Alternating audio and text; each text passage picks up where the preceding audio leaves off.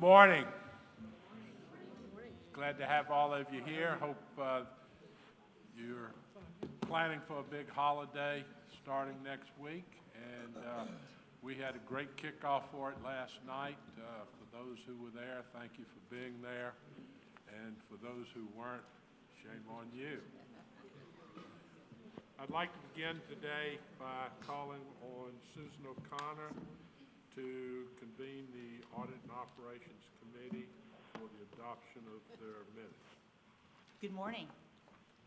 The Audit and Operations Committee met on December the 13th here at UWF, and so I would like to call this meeting to order. Kim Brown, could I have a roll call, please? Trustee O'Connor. Here. Trustee Dana. Trustee Walton. Here. All present.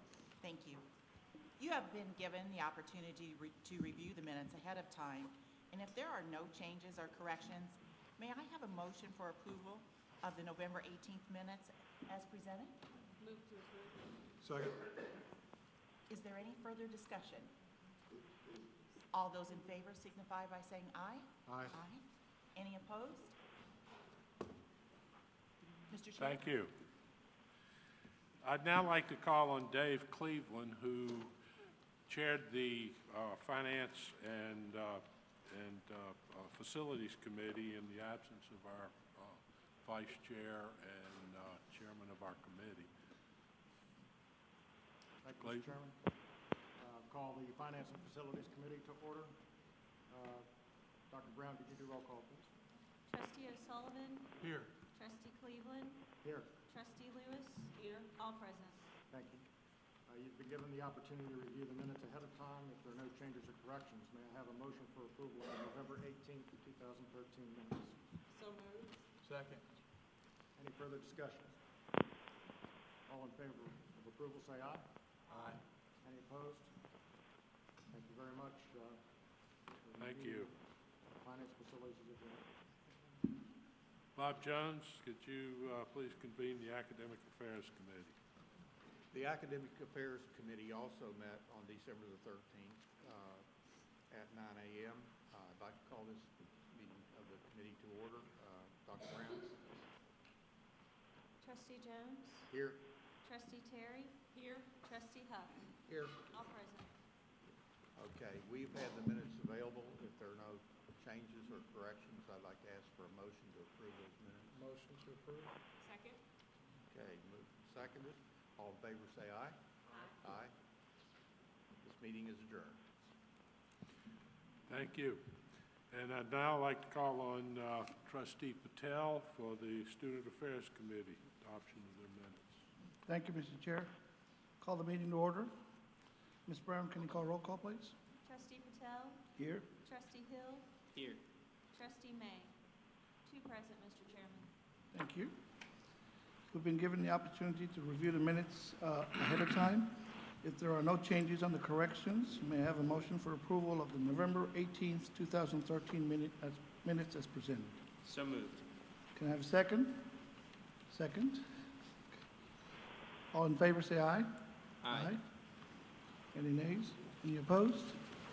Good. This meeting is adjourned, Mr. Chair. Great job.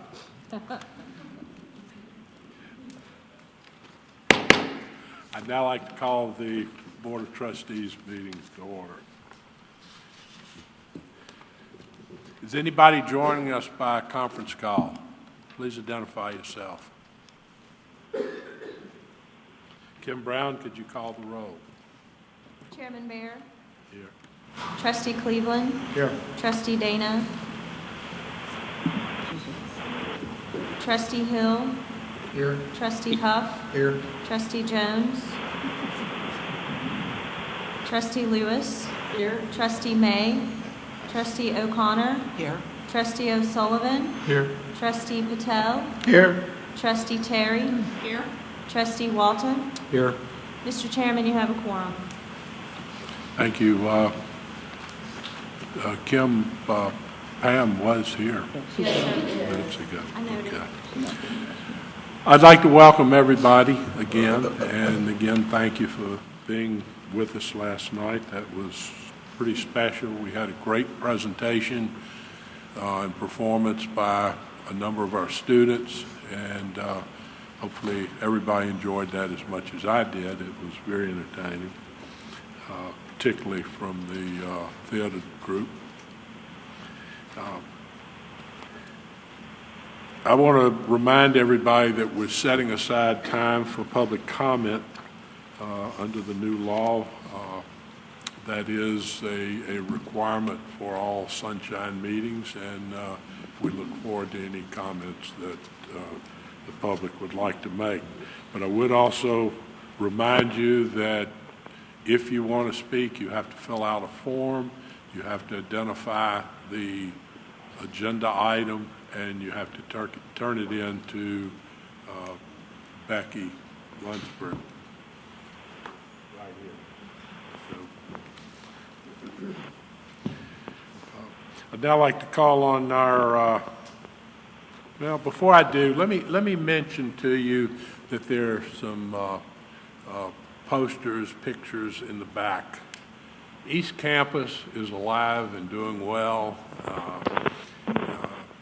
Our food service folks are very interested in making sure that East Campus is developed and developed appropriately. And so we look forward to working with them to have that campus, that East Campus developed. And if during break, if you take the opportunity, go take a look at some of the conceptual drawings. I think we'll all be very pleased with them, and we thank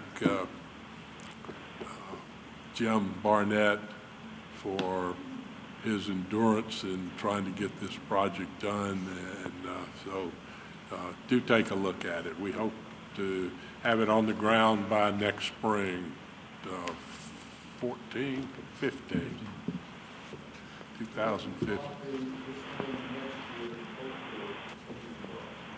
Right. Thank you.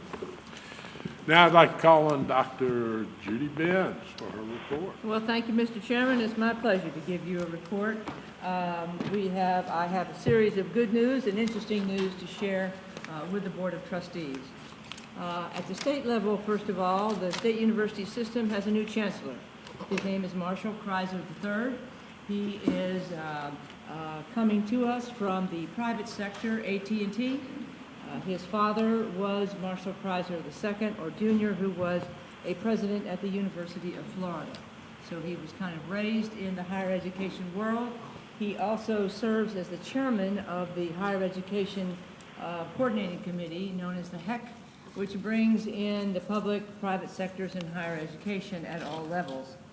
He also is the vice chair of the University of Florida Board of Trustees. I should say he was. He is stepping down from those positions and will take office on January the 6th. We look forward to him becoming the new chancellor of the state university system. He's very well connected, and I think will serve our university system well. We also have a new chairman of our Board of Governors. The term for Dean Colson just expired, so they elected a new chair. His name is Maury Husseini. He is very familiar to us. He's been on the Board of Governors for a long time, was the vice chair, and now is the chairman. They elected a new vice chair. His name is Tom Kuntz, and he is currently the chair of the Budget and Finance Committee of the Board of Governors. So there is new leadership there. They both begin their two-year terms in January. On campus now, there's news for the fall. Our students are completing their final exams today, and this is the end of their semester, and commencement is tomorrow. We will confer 963 degrees tomorrow. The ages range from 19 years old, how they did that I don't know, 19 years old to 74 years old. They also come from 23 different countries this time, that the students who are getting degrees, 33 states, and 64% are female, and 26.9% are ethnically diverse. So we are graduating a different kind of demographic. We're looking more and more like the community in which we live and the country in which we live. This is a time of celebration. It's the product of all of our work, and I hope everyone here will join us. Also, this semester, we made significant strides in our realigning and realizing our strategic plan, our campus master plan, and I will bring you news, and other people will bring you news about our progress on that. First of all, academic reorganization. The provost and the academic affairs team has wrapped up their final report and submitted it to the provost, and the provost will have a retreat early in the spring to discuss that even further, to tweak it, to make sure that it is what everybody can agree to, and begin the implementation. This time next year, our academic division will look very different, and we are expecting new colleges to emerge. Also, much work has been done toward the development of our accreditation, or re-accreditation. They also call it reaffirmation of our accreditation by the COC organization. And we're moving forward on the development of our quality enhancement plan. It's time for that. We have had 16 teams across campus. They've worked all year on the pre-certification. The next step is we will have a visit in January consultant will visit in the spring to help answer any questions that we have before we go into the next phase, which is writing the big, huge compliance report. So that's moving along. On our enrollment management strategic plan, we have a consultant now online. He is Noel Levitz is the name of the firm. They were here this week. They help us to define a strong enrollment plan. It is more strategic. They are doing assessments in the undergraduate and the graduate markets, looking at our market share, our retention efforts, our student satisfaction, and our financial aid packaging. They will be tremendously useful as we move forward into the next few years. On the athletic front, we have made two new strides. We have a new women's swimming and diving team, and it is our 14th sport. They are now 20th in the country already, right out of the box, in women's swimming and diving in Division II. Several of our swimmers and divers are going to the national championships. I think I overspoke. Dave's given me the look, but they're doing very well. And we will have a presence at the national championships. And that's pretty good for first year out of the box, and our young coach, Andrew Hancock, is doing just great. And it really shows the strength of the swimming and diving in high school that we have in Northwest Florida. I also announced this fall that we will start playing football in the fall of 2016. And it's gotten a lot of support, a lot of interest, and we are on the road. We've opened the search for our football coach. Dave told me last night we have 150 applicants, and we have a firm that is handling that for us. And we've got some great candidates and a lot of interest. So I look forward to that. We also brought home Gulf South Conference titles in men's soccer and women's soccer, as well as volleyball. And last weekend, Dave and I and Vice President Kelly and Vice President Bailey were at the Women's National Championship tournament at the final game in Augusta, or near Augusta, and we barely lost.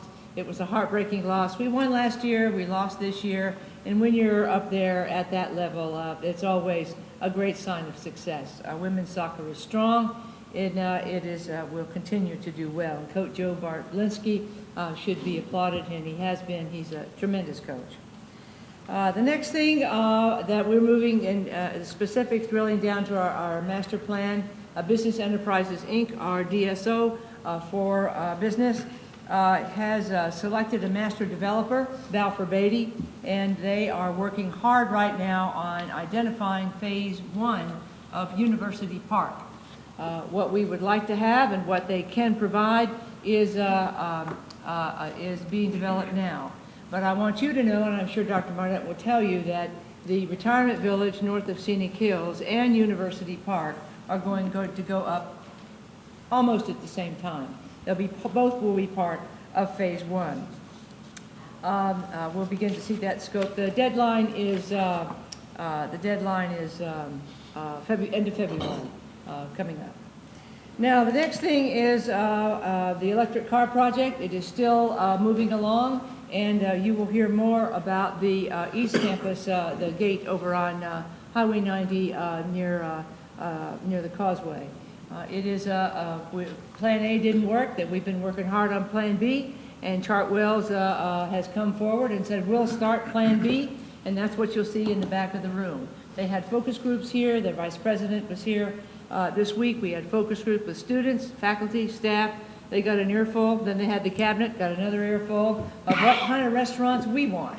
Now they will go out and do a professional feasibility study on what are the best ones that will work, put the two together, and they will break ground in February or March. They're in a hurry, and so am I.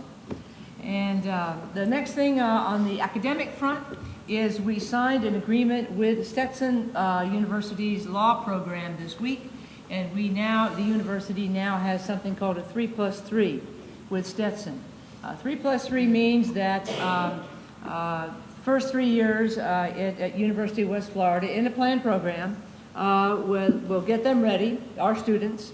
They have to make a certain grade point average. They have to make a certain score on the test for the law exam, but they do those things and done well in their courses. They are automatically admitted to Stetson Law School. They spend the 4th year of their undergraduate experience, education at Stetson. At the end of that 4th year, they get credit for 2 things. Number 1, their 4th year at the University of West Florida. They will get a bachelor's degree from the University of West Florida. They also will have completed their 1st year of law school, and then they will only have 2 more to go. There are scholarships involved for available for the years 1, 2, and 3 there. A book stipend of $1,500 a year. There's a lot of support once they get to Stetson. So I think that it is a great leap forward for our academic program as well as for our students. Now we have a law school and we didn't have to pay for it. It's a great law school. It's a high-quality law school, and they want us as partners. And I think that is it says, number 1, they're very picky. Number 2, so are we. Number 3, they're a quality institution, and so are we. So it's a win-win, and that will start accepting students into the program the fall of 2015. And I want to thank our provost, who is off having her 5th grandchild, I think, and everything is fine. She'll be back later today. But I want to thank her and the academic affairs leadership for pushing that forward and making it happen. Now, when it comes drilling a little down, a little deeper, you have heard of Banner, which is our student information system. We're going from a legacy system that we built. How many majors do you have? Where do they come from? What are they doing? How many times do they change their majors? All this information that we need to better manage our students by providing quality data. It is going into place in the spring. And so we're very happy about that. It's a multi-year project. It is going to go live, and everybody is well prepared. And we expect some glitches, but it's really been relatively smooth. The next thing is that we are partnering with a new partnership with the City of Pensacola, something called the Public Piano Project. One of our professors, Dr. Heidi Solanki-Rubar, director of our piano program, created this. She also is director of our chamber music program. Basically, they're getting donated pianos. You're tired of your old piano, you don't want it anymore, the kids are gone and you can't play, whatever. Or you want to get a new one. They're taking the old pianos and they're painting them. Local artists as well as our University of West Florida artists. And then they're donating them to be played by the public in businesses and other public venues throughout our area. And I have seen that in action. I know we all have many times. Somebody who can play piano sits down and plays a few tunes and everybody enjoys it. So that's really nice. The next thing is something Dr. Kelly has been involved in is the new University of West Florida Historic Trust. That is the new name for the old West Florida Historic Preservation, Inc. So we need to erase that part. It is the Historic Trust. It is being rebranded. I am assured that a year from now, no one will question that we, the University of West Florida, control and operate and keep moving forward the 8 acres and 29 buildings that we take care of in downtown historic Pensacola. We kicked it off just a couple of weeks ago with the grand reopening of the T.T. Wentworth Museum, which was funded by a grant of $500,000 to what is now the Historic Trust from the BP. I think it's the Restore Act money that funded that. So it's BP helping us, and it will be the gateway to our historic area. Now, I just had an interesting experience for the university. I went out to San Diego to the nuclear education orientation visit, and I had a 2-day trip in which it was explained to me and other educators about the Navy Nuclear Officer Program. And we went on a battleship, we went underwater on a submarine, we went out for 6 or 8 hours down under the water and deployed, and I met a lot of young officers, a lot of younger crew, and really what it did was it introduced to me the program for an option for our students who are interested in science and engineering, who would like to consider working in the Navy's nuclear program. All of our submarines and all of our aircraft carriers are powered by nuclear power. And so what they do is they would like to recruit our students at their sophomore year. They have 30 months of support at $5,000 or $6,000 a month, a $15,000 signing bonus, and good pay when they're in the Navy with a 5-year obligation. So they're looking for good students, and they gave the president a great time. And I really enjoyed being on a submarine. I want to thank Mark Churchwell, the director of our Military and Veterans Center, who was a submariner, and made that happen for us. And we are recruiting now for the program. It is highly competitive, but once the student is in it, it is a serious free ride for the rest of their education. And so I'm very happy that we're part of that. On the military note, we also made for the first time, there's a newspaper very popular in the military called the Military Times, and we were selected as number 22 out of 86 best for vets. And we've never even been in there. Our Military and Veterans Center is just great and is beginning to get out. In the College of Business, we have started a new entrepreneurial program called the Student Collaborative Entrepreneurship Organization, or Student CEO. I like that. And that's going along, and we are fostering entrepreneurship in our College of Business. Another aspect now on campus concerning our child care center. As you know, child care is expensive, and our students are usually from modest means. So we got a grant from the U.S. Department of Education to help students who are on Pell Grants, meaning they are in the lower socioeconomic level of society and have got a Pell Grant to help their education, is to help them afford child care and go to school, because often that is one of the barriers. We also have a Argonaut referral program, FAR they call it.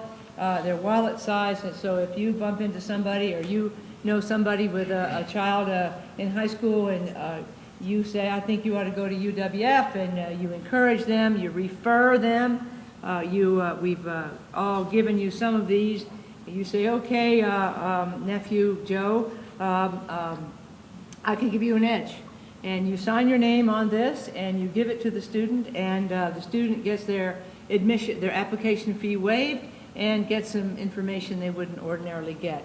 So students and staff and faculty and trustees can now help someone overcome the application fee just by showing that card. So I think that's pretty cool. On the research front, we have 52 proposals and 39 awards for just over $13 million. So our research continues to go. Now on the development highlights, Dr. Kelly has been very busy. We have accumulated more than $17.8 million in gifts, pledges, and planned gifts since the beginning of our 50th anniversary campaign. And we recently just got a $480,000 gift from the Virginia Hilton Green Charitable Remainder Unit Trust lately. So it's been a great semester. We're in the middle of a great year. I want to thank all of you trustees for your continued support of the university, of us, and we are moving forward. And Mr. Chair, with that, I conclude my report. Thank you, Madam President. What a great way to end 2013. It is. It's a great way. On a lighter note, I would like to mention that speaking of the piano, the sidewalk pianos, there was a picture in the News Journal recently of our mayor talking to one of our students who was playing the piano. They didn't tell in the caption what he was saying, but he was reminding the student that he owed the last 50 years of ad valorem tax for using that spot. I'd now like to call on Dr. Ellenberg to do some recognitions.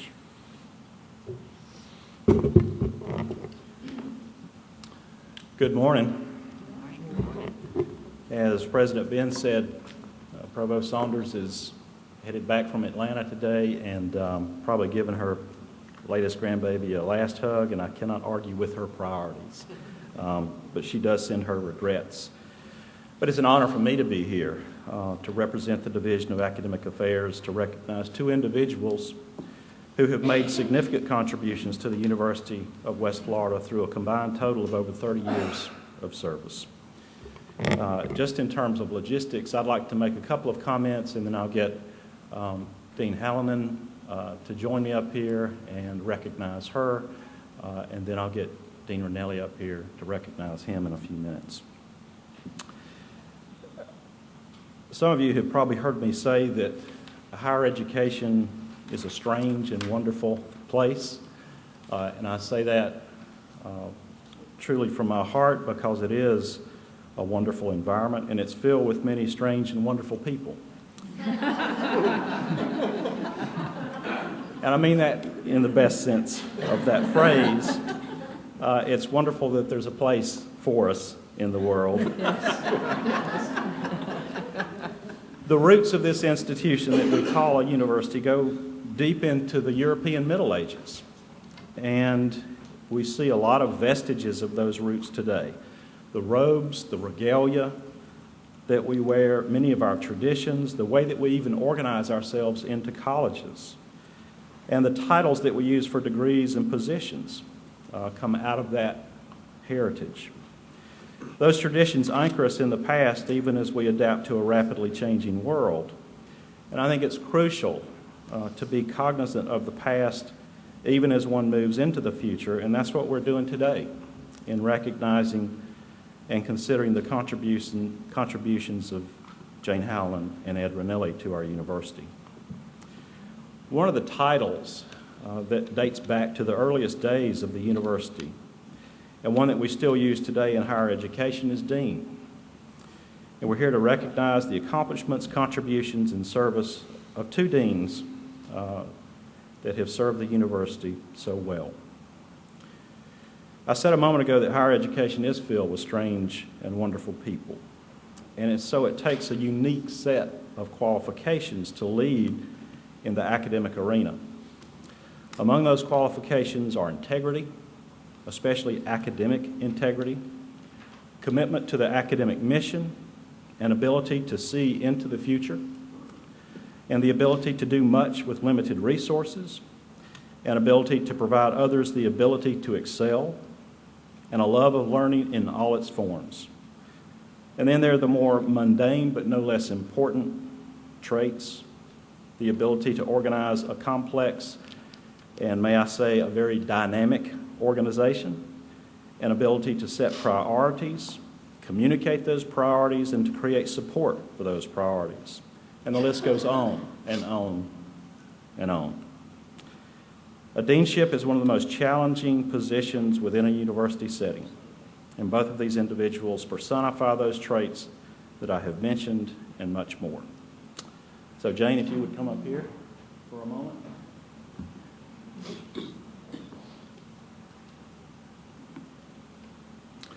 This could be a very lengthy recognition process given what these two have accomplished. Jane It better Howland. be strange and wonderful. Well, I think by virtue of the fact that the two of us are up here, there's no doubt. Which one's strange? Which one's I set myself up for that one. Turn red.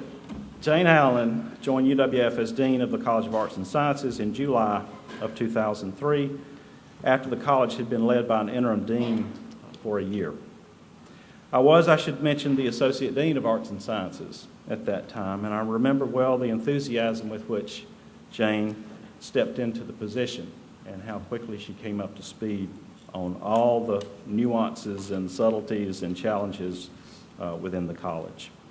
And I remember also very clearly standing at the front desk when she came in and how thankful I was that she was there. Previously, Professor Howland was director of the School of Psychology at James Madison University. She received her BA in psychology from Butler University, her master's in psychology and PhD in clinical psychology from the University of Wisconsin-Milwaukee. She has written or edited 15 books, 28 book chapters, and 28 journal articles. And she had the good grace to include me in a chapter with her. So she's something of a rarity among administrators in that she has maintained an active and fruitful, even prolific, research and publishing agenda throughout her years as dean, as well as keeping her foot well entrenched in the classroom. Dr. Howland is a distinguished academician and has earned numerous recognitions from her peers, most recently in 2013, the American Psychological Association Award for Distinguished Contributions of Applications of Psychology to Education and Training. And she has had an award named in her honor from the same organization, the Jane S. Howland Teaching Award for Early Career Psychologists. The citation for the APA Association Award in 2013 states this: for her unwavering commitment to the advancement of undergraduate education, her selfless contributions to the career development of uncountable numbers of new faculty, and her indefatigable efforts to advance the teaching of psychology at every opportunity and at every level, Jane Howland has provided sustained visionary leadership in psychology education in her roles as department chair, dean, president of the Society of the Teaching of Psychology, and chair of several important and highly influential STP and APA steering committees and task forces. Under her leadership, the University of West Florida College of Arts and Sciences enjoyed a period of tremendous growth, enhanced recognition of its academic programs, and significant connections with her surrounding community. Just a few highlights of how the college changed under her leadership. A new science and engineering building. She spearheaded revision of UWF tenure and promotion guidelines, which sounds simple, but I can assure you was not. Created UWF Downtown Lecture Series with the support of a private donation. Oversaw the development of several new degree programs. Played a key role in developing UWF's unique academic learning compact architecture and gen ed assessment framework. She established a faculty catalyst grant to help faculty achieve even higher accomplishments. And as dean, she got out of her office a lot, which the administrators among us know is very difficult to do. To maintain a presence outside that office through Starbucks, through the Crow's Nest, her monthly-ish newsletter. She stayed in communication very well with her faculty and with the community at large. Her deanship was characterized by growth, by commitment to faculty development, by enthusiasm for the academic mission, and a desire to find the best place for faculty to become better. And I witnessed this many times. As dean, she could find the positive aspect of any difficult situation, which often left me scratching my head. How could you possibly find anything good in this? But she used that to move a person, a department, or a college into a better place.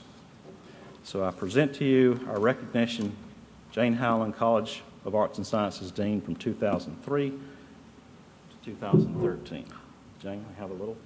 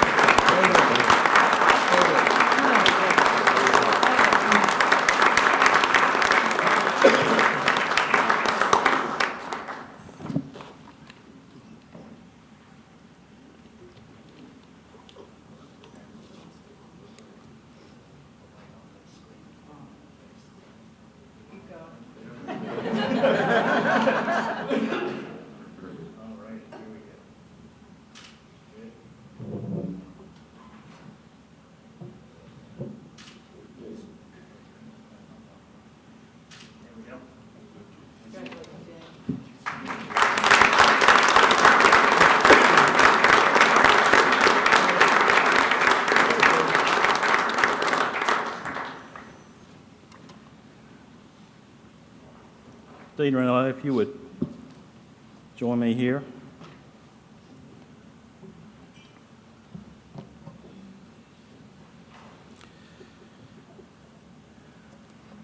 Dr. Ed Ranelli first came to UWF as an assistant professor in the Department of Economics and left UWF in 1982 from his position as department chair to serve as vice president, Baptist Healthcare. He returned to UWF in 2000 as interim dean, and in 2001 was named dean of the College of Business. And he served as dean until July of this year, when he passed the baton to interim dean, Dr. Tim O'Keefe. Dean Ranelli received his BA, his MBA, and his PhD from the University of Alabama. In terms of accomplishments, Dean Ranelli is the epitome, the personification of the servant leader for the faculty, the administration, the staff, and students of the College of Business. He tirelessly promoted the college's mission as being in the business of changing lives through educating for success in careers and personal endeavors. Professor Ranelli is a quiet-spoken individual, but that quiet persona hides what I call a dogged persistence in all things that would benefit his faculty, his college, and his university. One of the themes that has really resonated with me that Ed often talks about is UWF's noble mission. And I think by that he means the opportunities that a university like ours, and the University of West Florida in particular, provides for so many first-generation college students for whom a university is a strange and wonderful, but oftentimes an intimidating place. You know, there are many students who don't have a knowledge of what it is to go to college because their families don't have that background. And so to take those students and give them the opportunity to excel, to have doors open to them, is something that certainly all schools do to a degree. But in my mind, to be an Ivy League or a flagship and take the very best and move them a little distance pales in comparison to what we do, is to take students here and move them into a new world. And Ed personifies that. The role that UWF plays in truly changing and redirecting lives is noble indeed. And I think that informed and influenced every decision that Dean Ranelli made. Among the College of Business signature achievements under Dean Ranelli's watch are students excelling in national comparisons as evidenced by success on the major field test in business, in the 80th percentile nationally, accounting students scoring 5th in the nation for schools of our size on the CPA exam, marketing logistics students consistently scoring with distinction in national logistics competitions, and MBA students earning top paper awards for presentations at national meetings. Students, faculty, and staff engaging in high-impact learning activities in and out of class in the new College of Business Education Center with its iconic architecture, its student-oriented spaces, and the latest in educational and computer technology. The college has repeatedly earned accreditation without reservations by AACSB International, which positions the college in the top tier of business schools in the country and in the world. And it is a very small percentage of schools that earn that accreditation. Business leaders, other community members, and alumni have contributed substantially to the college's endowment through naming opportunities for facilities, professorships, and scholarships for students. And that is a credit to Ed's community outreach and his leadership. And the college enjoys a strong reputation for quality among those who hire the college's graduates. The college gained the reputation under Dean Ranelli as a contributor to the economic development of the region, with a special focus on assisting in the development, continuation, and growth of small businesses. Just to reiterate, among his numerous accomplishments, accreditation, his building project, and I never saw Ed smile more than when he talked about his building. And he's smiling now, thinking about his building. I don't think he stopped smiling. It is a wonderful signature building for the College of Business. Fundraising, national recognition, and the accounting program landing in the top 5 in the country. In closing, I'm also pleased to announce an additional honor. The college faculty and the College of Business Council requested Dean Emeritus status for Ed Ranelli to honor his service to the college. That flowed upward from the faculty, through the College Council to the Provost, and the College of Business Council voted unanimously in support of this designation in the request of Provost Saunders, and she was pleased to concur with that. So I present to you Dean Ed Ranelli, Dean Emeritus of the University of West Florida College of Business.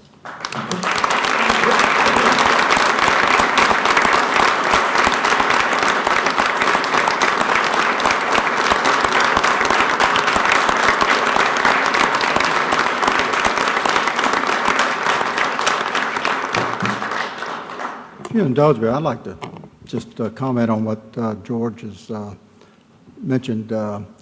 University of West Florida and university is indeed a strange and wonderful place, but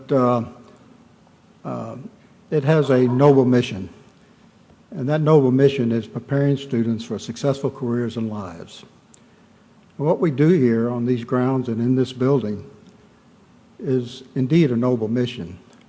We provide our students, pass on to the next generation the heritage and culture of our civilization. We provide students with the skills and knowledge to get their piece of the American dream. And indeed, that is indeed a noble mission.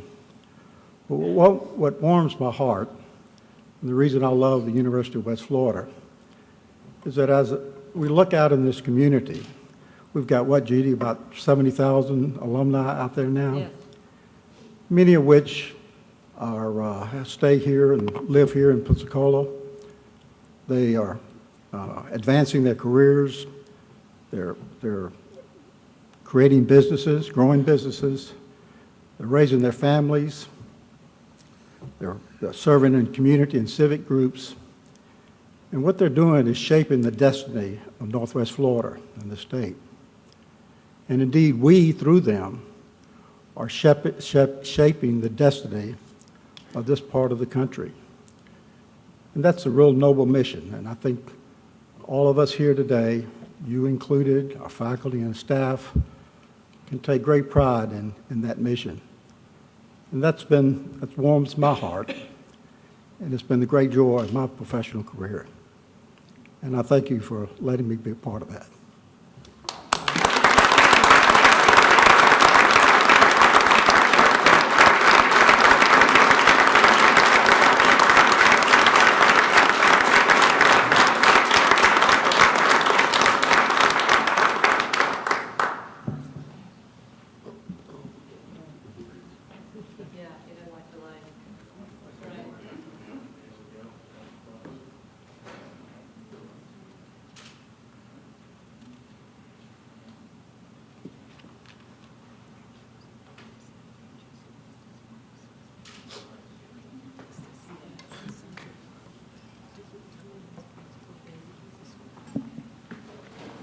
Thank you. I think, yeah.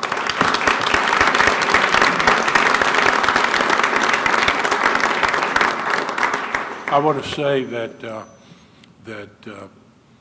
this university is a better place. We've moved into the 21st century because of the work that's been done by Jane and by Ed, and we are addressing workforce needs, and our students are coming out in much greater demand today than ever before. So thank you for everything that the two of you have done. Yeah. We could say we're becoming an even stranger and more wonderful place, I guess. But I trust people understand what I mean by that. We are a wonderful place. I believe I'm supposed to have Pam Northrup come to the podium now for her own set of recognitions. So thank you for your time, and I think I'll be back up here in a little bit. Thank you. Thank you very much. Today, I am honored to be able to recognize some members from the Division of Continuing Education, and I would ask the Continuing Education team to come down. The Division of Continuing Education has been in place at the University of West Florida now for about 13 years, and it has grown tremendously, and not only locally has gotten recognition, but now at international and national organizations. So we're very, very proud of our Division of Continuing Education. Very specifically, within the past year, our continuing education team has received 2 awards. The first is a Rising Star Award. It was given for the first time in 2013. Winners of the ACHE Rising Star Award are recognized for being outstanding rising leaders and program developments in ACHE member institutions and organizations. They must have no more than 5 years of experience working in the field of adult and continuing education and have developed and significantly contributed to the development of or extension of academic programs in the division. Michelle McMillan, who was not able to be with us today, is one of the 3 recipients of the 2013 National Rising Star Award. Michelle McMillan has been at UWF since 2010, and she has been leading our summer camps for many years, planning, organizing, supervising over 45 camps that are offered each summer with 67 employees. She, in addition, has won a couple of other awards. In 2011, she won the Distinguished Non-Credit Program Award and also UPCEA South Outstanding Non-Credit Award. So she's been being recognized for a few years. In the past year, she's also expanded the Division of Continuing Education Summer Camps program by providing robotics programs for foster children and implementing a program called Let's All Play with the National Inclusion Project to better prepare students with disabilities. She also has stepped up to assist in our new partnership with the National Flight Academy summer program efforts. So Michelle has been very engaged, very involved, and as you might imagine, when we're reaching kids in Northwest Florida with 45 summer camps coming each summer, these are kids that may eventually choose UWF as their institution as we get them on campus every summer. The second award that I am proud of this group to receive is something called the Crystal Marketing Award. And Kelly Blackwell has received that award this year for working with the Applied Behavioral Analyst Certificate Program.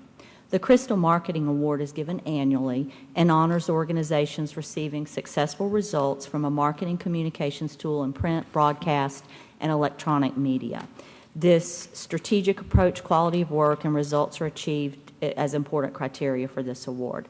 The ABA program is a program that's actually a partnership with the College of Professional Studies, and Dr. Alicia Berry leads the ABA program itself. But in partnership with the Division of Continuing Education, it has been an exciting endeavor in marketing and design. The program has consistently seen growth since the implementation of integrated marketing efforts led by Kelly Blackwell. The team redesigned the website, created an integrated marketing mix that includes direct mail, conference attendance, trade show exhibits, print ads, Google AdWords, publications, and a comprehensive e-communications plan. The marketing team meets regularly with members of the ABA team to ensure efforts are on track and to evaluate the methods that are being used. The marketing team strives to improve on a daily basis with a lot of communications. And as a former dean in the College of Professional Studies, I can say the ABA program has grown tremendously, significantly as a result of this marketing effort, as well as being a high-quality program. So I am very proud of this team. This is Patty Spinola, who leads a lot of the continuing ed efforts, Dr. Vance Burgess, who is over distance and continuing education, and Kelly Blackwell, who is the winner of the Crystal Marketing Award. So we're very proud of our group, and they're representing UWF very well. Thank you.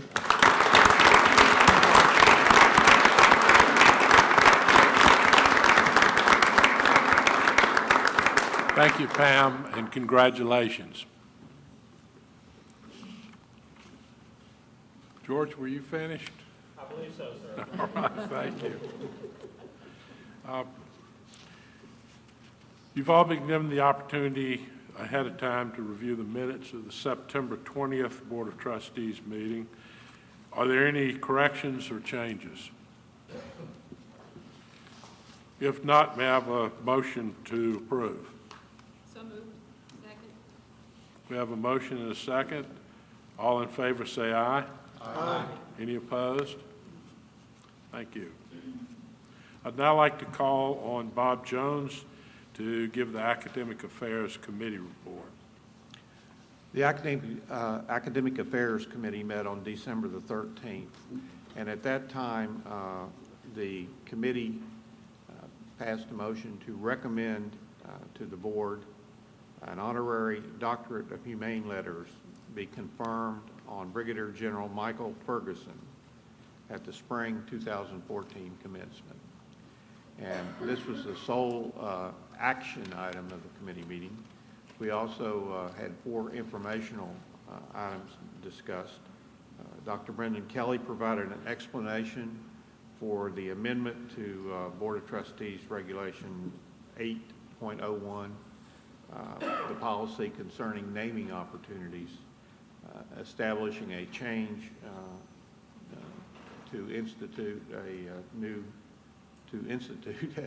institute with a $500,000 minimum gift from donors.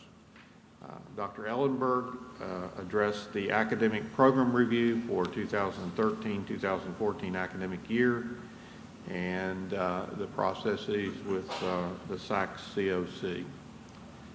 Dr. Ellenberg also provided a summary of degree program changes that were approved from July the 1st, 2012 through June the 30th, 2013, including steps to add new programs, delete programs, and the modification of degree programs, those changes approved by the university governance process.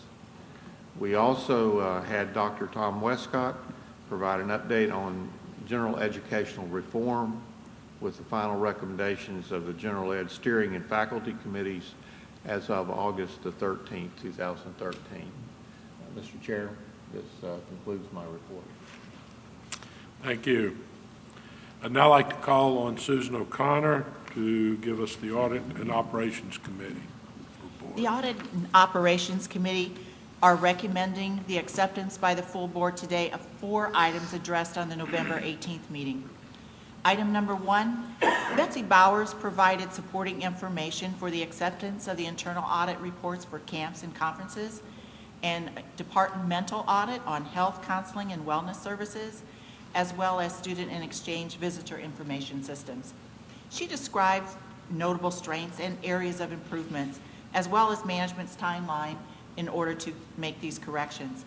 Item number 2, Ms. Bowers provided information regarding acceptance of the financial statement audit reports of the UWF Foundation and the UWF Business Enterprise, Inc. Item number 3, Ms. Bowers addressed the recommendations for the annual certification of the West Florida Historical Preservation, the direct support organization.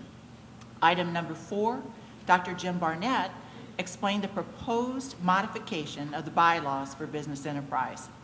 Those were the 4 items. In addition, we had one informational item, and that was an update on internal auditing activities report given by Betsy Bowers. I have nothing further, Mr. Chair. Thank you, Susan. I'd now like to call on Jay Patel for the Student Affairs Committee report. Thank you, Mr. Chair. The Student Affairs Committee is recommending one item for the approval by the full board today. Amending the UWF Regulation 3.014, Freedoms of Speech and Assembly, and appealing UWF Regulation 3.015, Pamphlets and Petitions. These regulations have not been updated since 1987. This change merges the two and defined types of forum related to public expression, identifies our public forum sites, and applies current law. We also have 4 informational items. First one is Matt McKinney provided a summary of the Reservations and Conference Service Program review process and finding. The second one was Dr. Jim Hurd provided the proposed student activity and service athletic health fee increases, which was an action item on the Finance and Facility agenda. The third one was Dr. Ruth Davidson discussed the University Housing and Residence Life proposed rental rate adjustment, which was also an action item on the Finance and Facility agenda. And the fourth and the last was Dr. Sarah Lysak discussed the results of the 2013 Graduating Student Survey. Mr. Chair, this concludes my report. Thank you. I'd now like to call on Trustee Cleveland to give the Finance and Facility Committee report. Thank you, Mr. Chair. Finance and Facilities met on November 18th. We have 5 action items that we approved that are now before the full board for approval. The first item, Dr. Kelly presented to us regarding an amendment to University Policy .08, .02, 12, and 13 regarding the naming opportunities. That is the addition of institutes as a naming opportunity with a $500,000 minimum gift. This came about as a result of a normal review of policy in anticipation of the active phase of the 50th anniversary campaign, and also recognition of an emerging trend to collaborate on related fields of research in the form of an institute. So this is a new opportunity for the university in terms of naming. One other caveat, the 75% of the gift must be an endowment to directly support that institute. Item number 2 regards the student activity, service, athletic, and health fee. Dr. Hurd presented this item to us. This is our annual responsibility as a full board to set and approve this fee. This came after full deliberation and approval by the Campus Fee Committee, which is comprised of faculty, staff, and 50% of the membership of that committee is students. This is approved on a sliding scale based on the eventual increase in base tuition. So what's being approved is a sliding scale based on that eventual decision. And there's 2 parameters that need to be adhered to. It cannot exceed 40% of base tuition, nor can it go up by any more than 5% per year, or the percent of base tuition increase, whichever is larger. One other item on that, we also approved the allocation of the fee, and again, as per the recommendations of the Campus Fee Committee, 50% to athletics, 35% to health, and 15% to student activities. Item number 3 regards housing rates for 2014-2015. Dr. Ruth Davison presented this issue before us, and this is a increase in housing fees for next academic year. We consulted with an independent firm that did a rate climate survey, Brailsford and Dunleavy. They are recommending certain increases to individual building types or occupancy types. They range from 1 to 4.5%, and the average increase will be 2.87%. Item number 4, presented by Dr. Stevenson and Dr. Barnett, is an amendment to the fixed capital outlay plan, concerns Building 58. The previous proposal on this in the capital outlay plan was a new building, and this is an amendment that changes the scope, title, and phases of that project. It is now an annex and renovation of the existing buildings, an annex that connects 58 and 58A, and replaces what was a $63 million new build with an $18 million partial new build and renovation. This being put forth really as a more realistic proposal in terms of getting funding and moving forward with the project. And our final action item was approval of an electronic transfer funds policy. There's no change in the current policy, but state auditor has suggested that the full board approve it. And this is simply a best practices and putting in writing the means by which electronic wire transfers are duly approved. Those were our 5 action items. We did have one informational item. Dr. Stevenson presented the 13-14 operating budget and first quarter actual results and reported that the university is in sound financial health. So that's my report. Thank you. Are there any comments from that committee? Any member of that committee like to make a comment? Mr. Chair, I just wanted to make a comment for the record that, anytime I think our committee looks at fee increases, we take that charge very seriously, given the needs of our students in this area. But I think when we look at these housing fee increases, the most important thing for me, I think, and for our committee members that resonate, is that those increased fees, the dollars that will come to the university, are specifically going to be used to maintain the housing that we provide for the students. And it's very important that the university have those fees in order to continue to provide quality housing. So I think. Thank you. Obviously, reserves are important for all facilities. We've got to worry about maintaining them once we build them. Now it's time to move to the public forum part of our agenda, and we do not have anybody who has signed up, so we will move on to the agenda.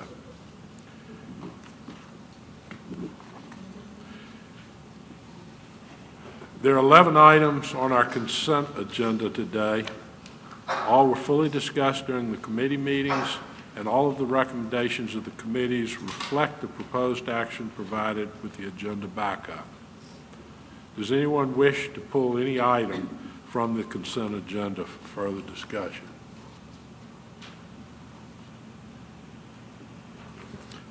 All right.